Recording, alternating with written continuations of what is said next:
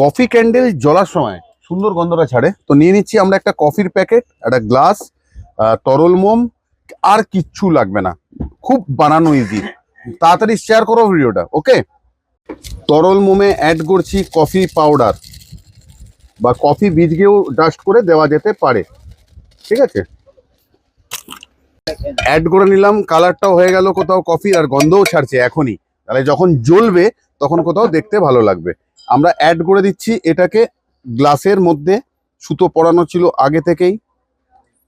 কোথাও coffee candle, শীতকালে গন্ধটা কফির থাকবে আর আলোটা জ্বলবে, কি সুন্দর লাগবে ভেবে দেখো। আর ভিডিওটা শেয়ার করবে অবশ্যই, ঠিক আছে। চলতে খুলে নিলাম, এখন দেখতে ভালো লাগার জন্য আমি রেখেছি এরকম। আরো যদি একে সাজাতে হয় কি করব দেখো, আমার কাছে নেই এই মুহূর্তে কফি বীজ, ভিডিও বানানোর সময় পাইনি। তো আমি কড়িটাকে কোথাও বোঝাবার জন্য ইউজ করছি যে কফি বীজটাকে আমরা নিয়ে এরকম ভাবে কোথাও ডেকোরেশনের নানা রকম ভাবে দিতে পারি, যাতে দেখতে কোথাও ভালো লাগে যে এটা কফি ক্যান্ডেল, তাই তো। খুবই ভালো লাগবে। জ্বালালে গন্ধ ছাড়বে, আর ক্রিস্টাল জারের মধ্যে করা হয়েছে, রিফ্লেক্ট করবে আলোটা। মোট কথা ক্যান্ডেল লাইট ডিনার করা যাবে ভালো মানুষের সাথে, নিজেদের মনের মানুষের সাথে।